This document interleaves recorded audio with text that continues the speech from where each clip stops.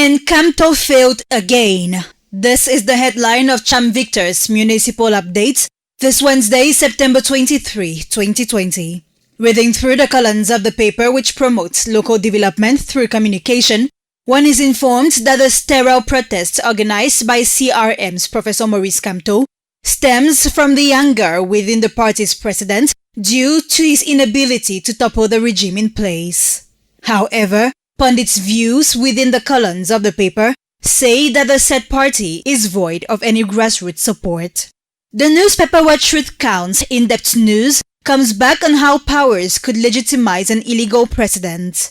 To Kilian Defont's paper in concur with Cameroon Tribune, failed candidates have resulted in using uprisings as ways to topple governments in place. To both papers, however, the imbroglio between government and the Cameroon Renaissance Movement's president is soon to see its end, since after the call for insurrection, citizens went about their daily activities unperturbed.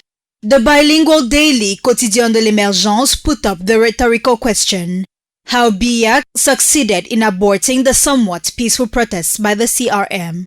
The lone Cameroonian private bilingual daily attempts answers to its own questions. The hyper-militarization of the CRM party president's home, strategies put in place by government AR. The blue rag on its part, Le Quotidien, has an affirmative headline: the country's institutions remain standing. To the paper, September 22 was just an ordinary day where Cameroonians took up their activities hitch-free throughout the National Triangle. Afrique Performance was also on the stalls this Wednesday. The paper titles, The Republic Against Anarchists. It proposes reactions of pundits such as Saint-Éloi Bidung, Celestin Bedigui, and even Professor Narcisse Molekombi. Notes that the Cameroon Renaissance Movement president 2 weeks ago called on militants and sympathizers of his political party to go down the streets of the various towns in which they live on September 22 in a protest march aimed at toppling the government of President Paul Biya.